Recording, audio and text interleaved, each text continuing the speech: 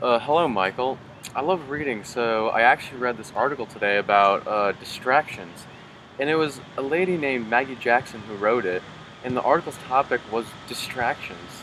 In the article, Maggie Jackson stated that the generation today gets distracted very easily while they, or maybe you can say we, are doing different stuff.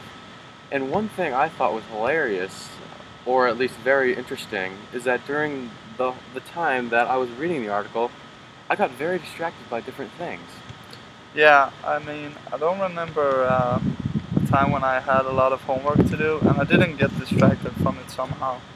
I'll be doing my math homework and finish a problem, and I will reward myself by checking Facebook or checking Twitter or my fantasy football league. I mean, distractions are all over the place, and I thought it was bad when I was in high school, but it still lingers in college and stuff. So I mean, how was it back in Sweden? Did you have problems back there? Yes, when I studied and lived in Sweden, I had a lot of problems with distractions, but I'm not sure why.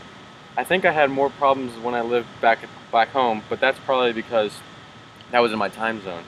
I mean, now in Atlanta, I'm 6 hours behind people in Sweden I know, so that means when I usually do my homework, which is often during nights, all of my friends, my girlfriend, and my parents are already asleep. So I don't get as distracted of like different messages on Facebook or messages on my phone. My biggest issue now is that if people from Sweden are trying to contact me, they'll almost they'll most likely do it during the day when I'm in class or maybe studying. And then I get very distracted because it's very hard for me to ignore those messages.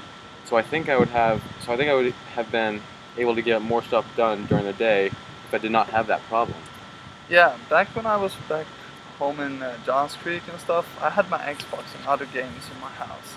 So I would spend hours on end and being like, just one more game this time. And then one of my friends, another friend would get on and I'll be like, I'll play Call of Duty with them for a little bit, just a few games. And after a few games it turned into like 8 games and it turned into like 4 hours of gameplay. By the time it was Sunday night, I would have football to watch, so there were another couple of hours of procrastination. So there was and always be distractions out there. And one thing that Maggie Jackson said was, she said it takes about 25 minutes to return to an interrupted from an interrupted task to return to a project that you're working on. And nearly 45% of those interruptions are self-initiated. So I would agree with that. What about you?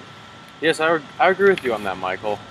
If you're doing your homework or other kinds of work and you get on Facebook for a while, that is something that you decide to do by yourself that will destroy a lot of your studying time. But one thing I think is that you get a message while you're studying that is not you who creates that distraction in the first place. But in some way, it's you who let the distractions get to you and, yeah, distract you in the first place. No one will ever force you to pick up your phone for a text message. You were you were talking about that you played Xbox when you were younger, and that distracted you a lot. When you're in high school, you're about 15 years old, and in Maggie Jackson's article, "A Nation Distracted," she mentioned that 15-year-olds today score at or below average on problem solving.